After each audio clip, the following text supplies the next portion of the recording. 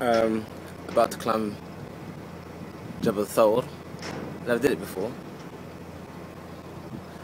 Possibly hour and a half up, hour and a half down with a strong body.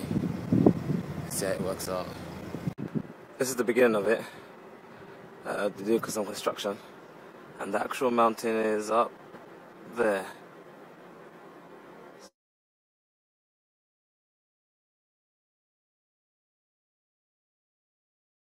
So let's see how far it takes to get up here. There's one bit I wanted to record because it's like amazing.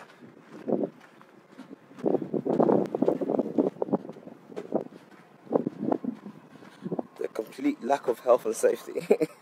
I could just fall off the edge. I mean, look. What the heck? Anyway.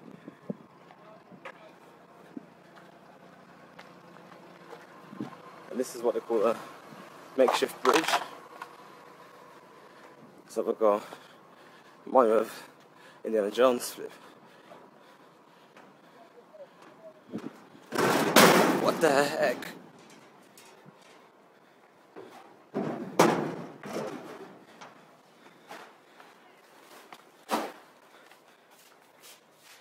Get some provisions. Is she عندك موية؟ طيب. Big F you with that, man. It's going to be 3 hours. It's almost Dhuhr time. السلام عليكم. موية فيه؟ طيب. Just bought loads of drinks. Let's go.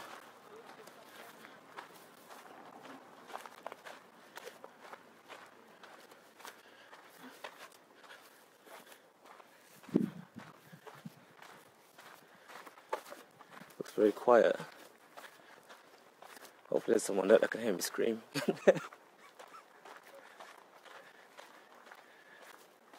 I'm exhausted already, so I took a break.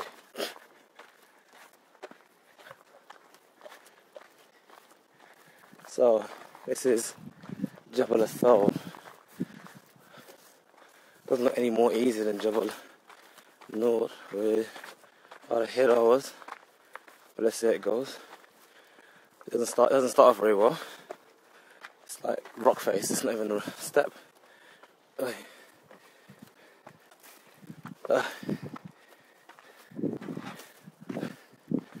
I get the gist.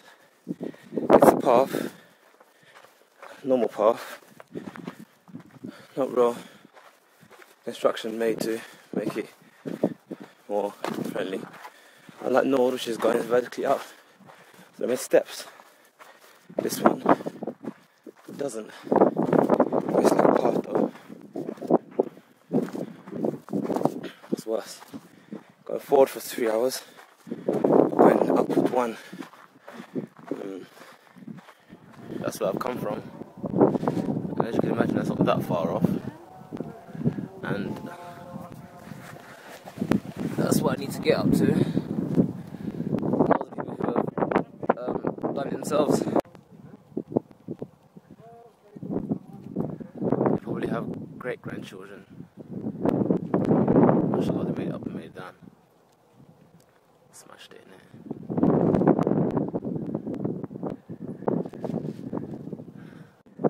Just thinking. Obviously in the past here, describing Battle of Badr, the different battles that took place. The rest of all making Hijrah, running away, coming to this place we're trying to get to now, which is the Thawr, the cave of Thawr. And you think to yourself, subhanAllah, as you climb this mountain, they were real men. As in to climb up a mountain in one night and run away for your life, not to be getting smashed halfway up, to run up and then to have others run after them, look for them and continue running on. It's madness. How weak we are today. This is as far as I've got up since I started. I don't know if you can see all the way down the bottom there where those flats are. And even that was a struggle. Over there is Haram. I don't know why people have a problem with that big clock tower. I like it. It's like it's an alam. It's a point where it points to where everyone, wherever you are in Mecca, you can know where the Qibla is. Just look out the window, see the clock tower. As long as you are high enough to be above the mountains all around it. It looks like some kind of shop or something. Is there any place in the world where mankind won't sell stuff? Well, judging upon all these bottles, I would say that there is a shop up there. Let's have a look, see if they've got electricity.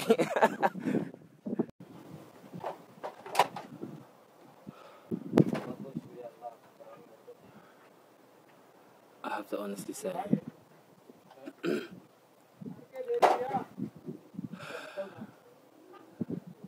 this is definitely not the place I want to work.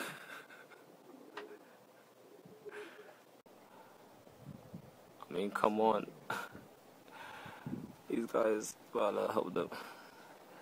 To come to work every single day.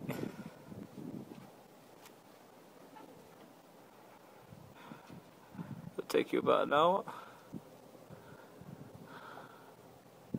Talk about long distances to get to work.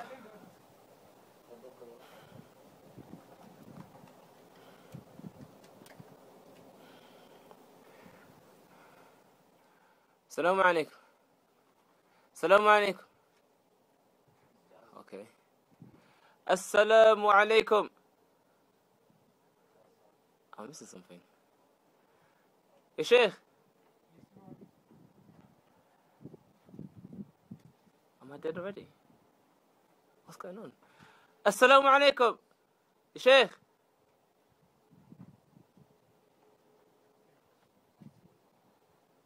Assalamu alaikum. Hello. Hello, hello, hello. Sadiq. Hello. Assalamu alaikum. بعيد. الغار بعيد. قريبة. 10 دقيقة. نصف ساعة.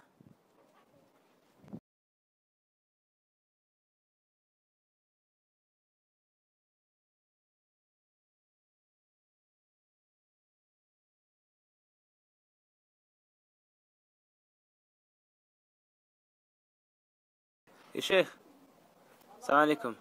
أنت تركب هذا من الجبل؟ من الجبل؟ جبل أنت بوحدك؟ على الظهر؟ هذا صعب يا شيخ. كل يوم هكذا؟ سبحان الله. الله المستعان. عانك الله يا شيخ.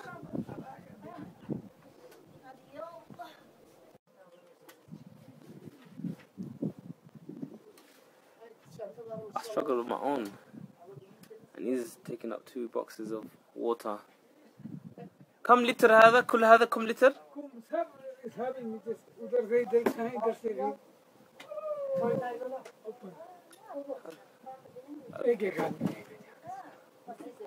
शाम को ऐसा कि तुम्हारे सल्ली करके फिर चलेगा. So whoever listens to this can translate for me. I don't know what you just said, but something about difficult, I think. But Allah Akbar, what a difficult job. That rock face looks absolutely amazing.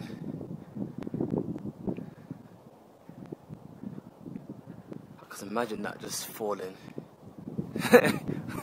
Not right now, obviously. Those are the steps. And this is the edge. And down there is what you call death. Well, what do you know? Another shot. Smashed it.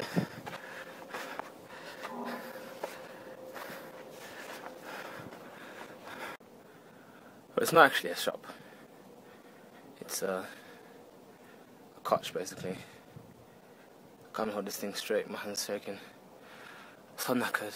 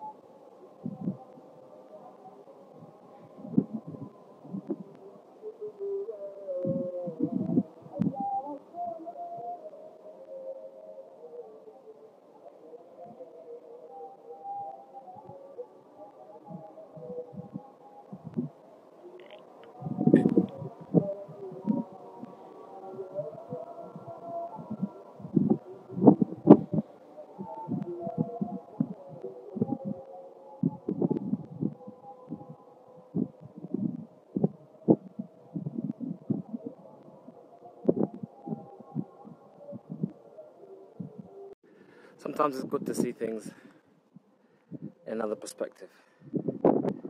If you look over there, all those white things, like almost a whole area of white houses, that's Mina. Mina, one of the places that you stay during Hajj, Ayyam Tashriq, the 10th, 11th, 12th.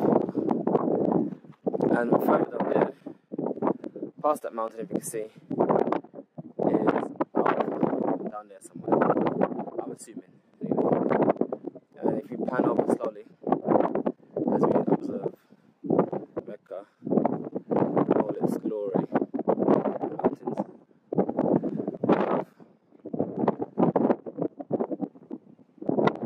mountains, all the way over here. So people make Hajj and they travel from Arafah to Muzdalifah, which is over here. From Muzdalifah, they walk it all the way down here, all the way down here, all the way down here. Oh, well, sorry, stop at here, do a Jamaat obviously, and then after Jamaat, come all the way down here, do Tawaf, then do the Sa'i, and then they'll come all the way back here to Mina to do it, whatever, and stay there 3 days in the Ayyam Tashriq. And that's Hajj in 20 seconds. So if anyone thinks Hajj is easy, or wants to go cheap and do everything by foot, at least now you know something about what you get up against.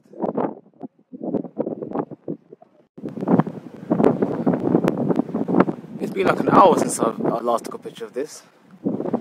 Doesn't look any closer. Am I even going the right way? No. Allahu Akbar.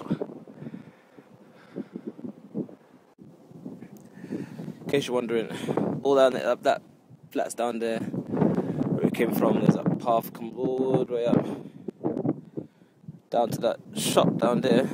Then from here to where I am now. Still having breaks every 2 seconds. Is this it? I really hope so. Because if it's something like past that hill and down another mountain, I might just call it one and go home. This has got to be it, inshallah.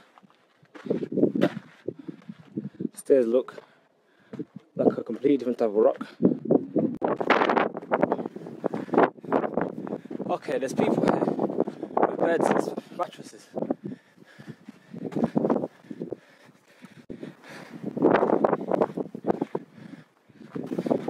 Oh, we're going shopping.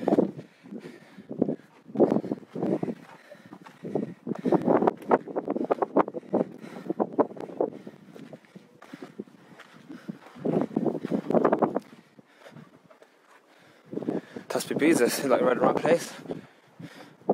Oh, I think this is it. I think I found Thawr. I think the guy before me also found it. Okay.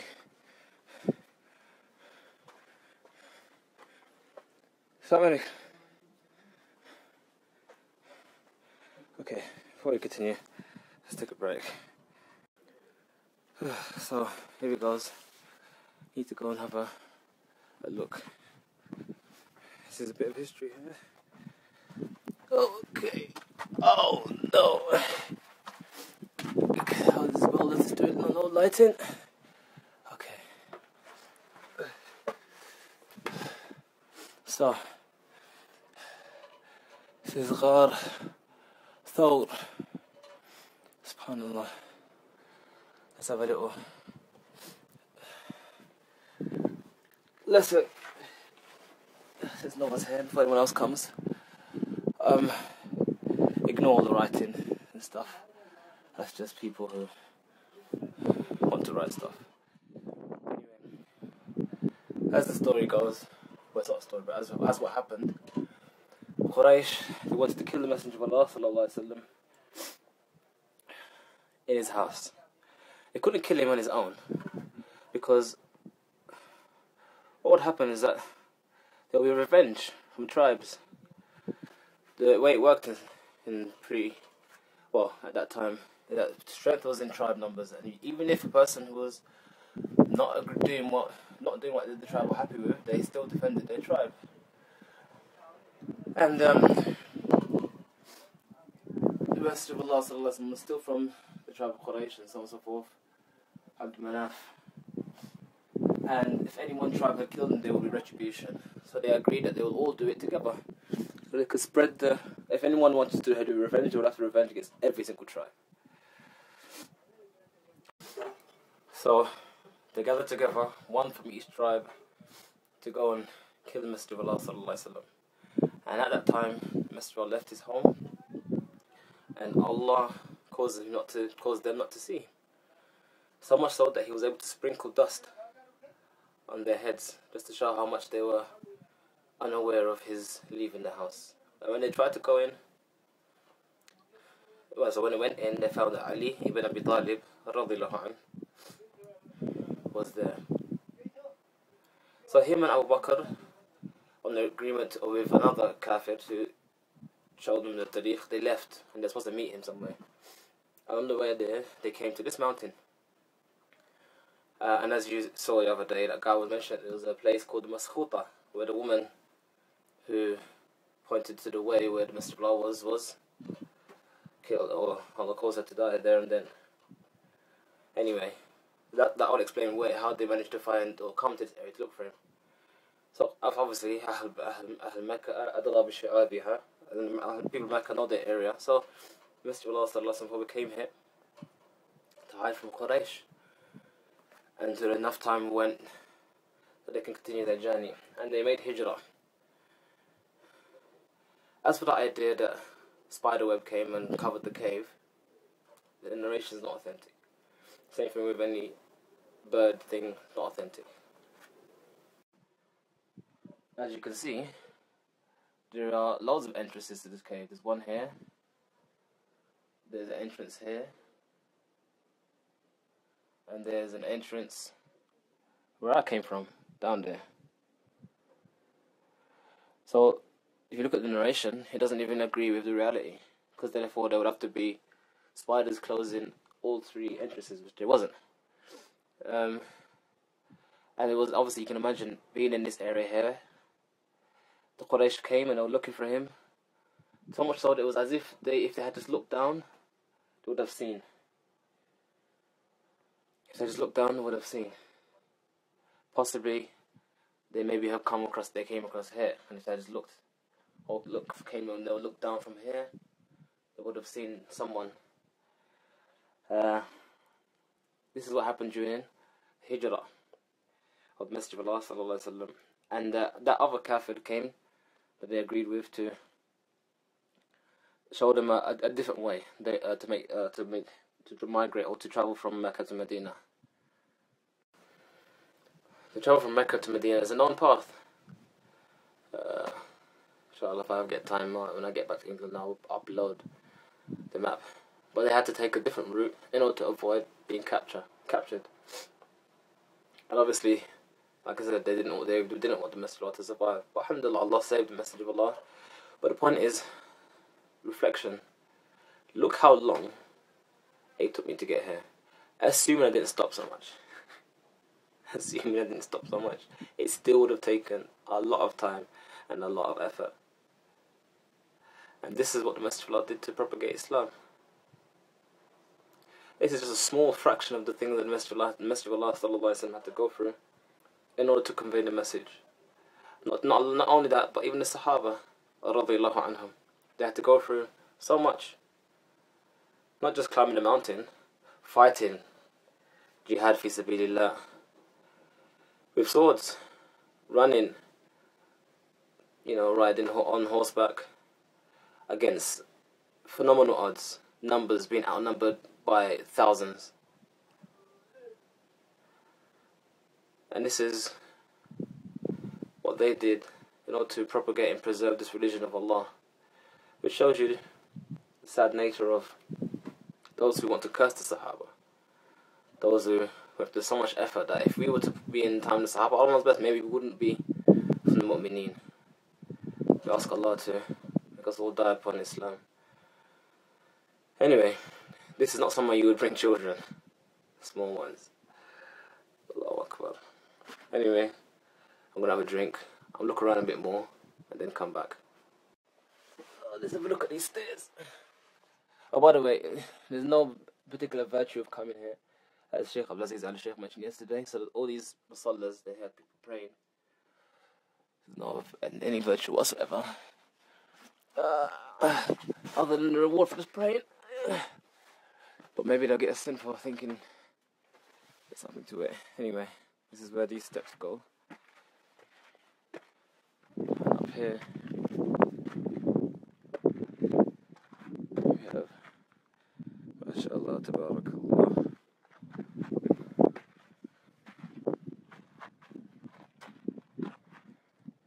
So that would have been the cave. So maybe the Messenger of Allah was towards the side when they came. If they was on this side or maybe the other side, Allah's best. Oh, there's another entrance over there. I didn't even notice that one. Anyway, let's have a look around.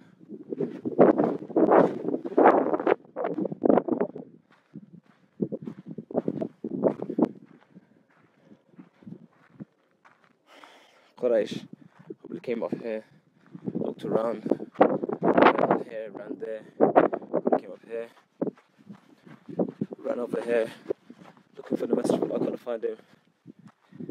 And if you think about it, there's lots of places he could have been, and they almost caught him, but obviously he was protected by Allah. Okay, there's something here painted. I don't know what that is.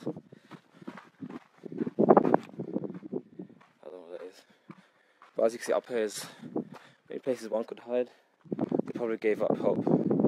There's something down here.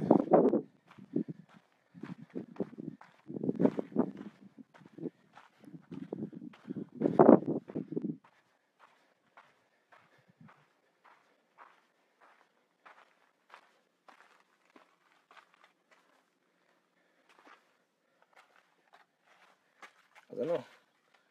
Is it supposed to be another cave? Thawr, maybe this is it. Another place, maybe.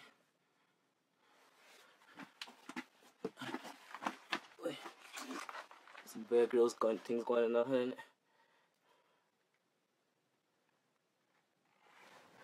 Let me get down there. Come on. Okay.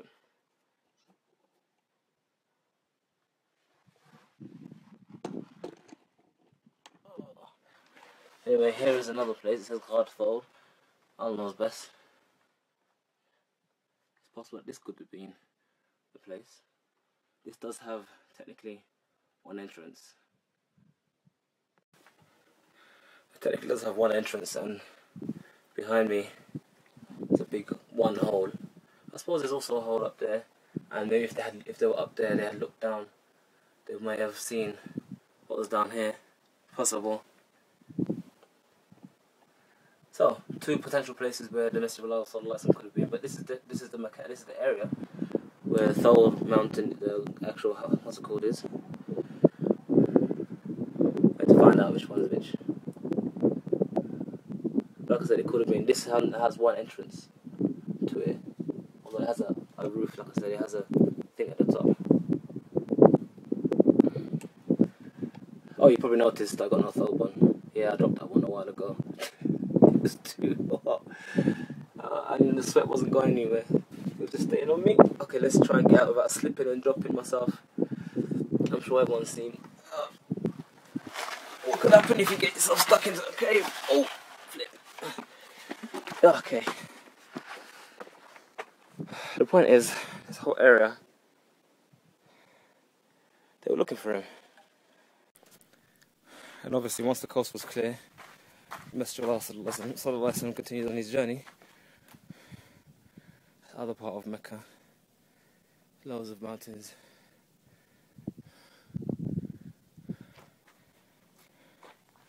MashaAllah, Tabarakallah.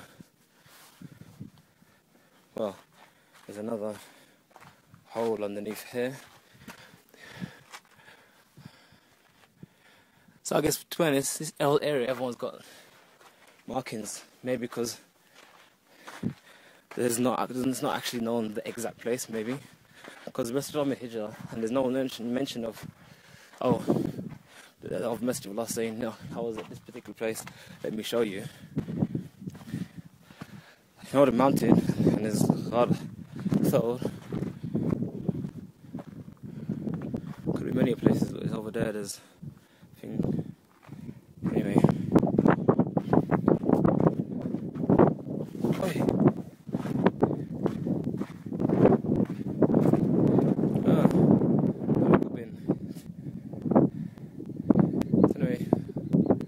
Over there is Arafah, I think. These flies, man.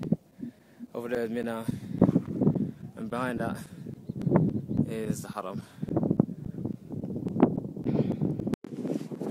I do apologise for the quality. I've been resorting to using my iPad because my phone battery has died. I mean, I've recorded almost an hour of HD video on it, and it wasn't fully charged in the first place. But anyway, this is the top of Ghar Thawr. There's this fly. By Allah, I reckon he's hungry. For the last 10 minutes he's been in my ear.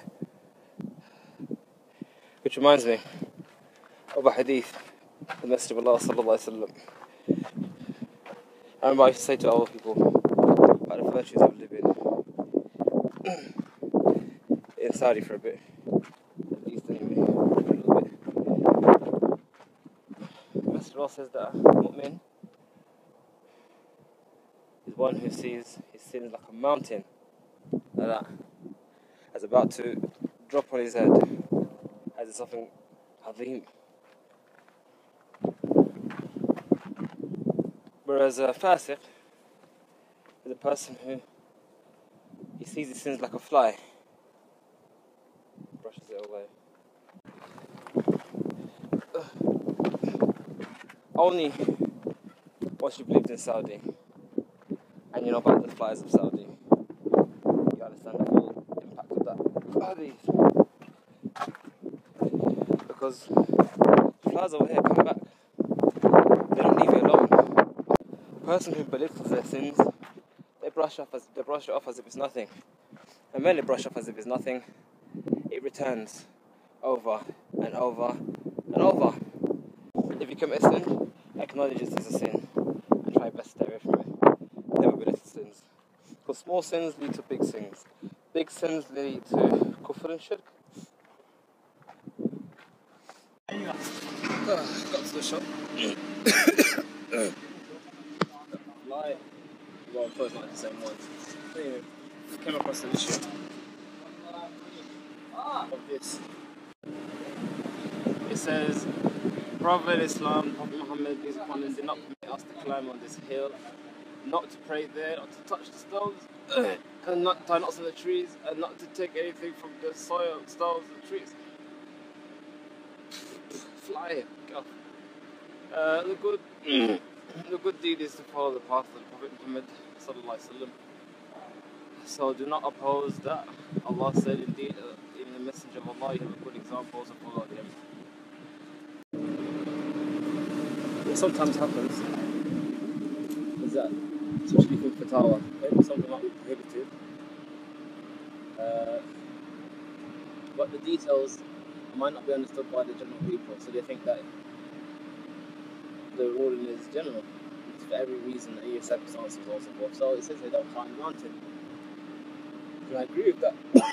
If you think that there's some kind of reward in that, as it's part of Islam, to climb a mountain, to pray there, and do what something it says to do.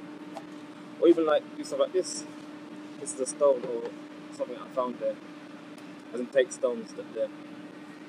But what might not be clear from that is niyyah, intention. If a person's intention wasn't to go there for any type of ibadah, but just to see a picture, Hadith Rasulullah when it talks about Hijrah, just in the vibe of looking and seeing the makan. Not that it's any got any barakah in it, touching it, rubbing on it, or anything like that, any kind of praying there. That place is like any other place. It's just a place where an event occurred. Even this rock. If I picked up this rock and said, yes, it's got barakah in it because it's a blessed place, that's a problem. And that's the intent behind the fatwa. And again, let's clarify what Sheikh Al-Wazir said yesterday in the Haram. Imagine if you want to go just from Bab al-Dhikriyah, just to look, see what happened, Bab al-Ma'rifah, nothing much. If you want to go there thinking it's thumbs up Islam, then obviously not.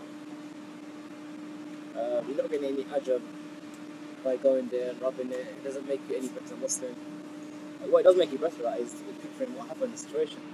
You can actually visualize when Quraysh were running after him, what did it look like up there? And when describe how close it was, you can really realize how close it was. وَمَا رَاعٍ كَمَا سَمِعَ. There's the one who sees, not like the one who hears. I don't want him. Sorry. I got dust all over my face. Now to somehow make it back to the hotel.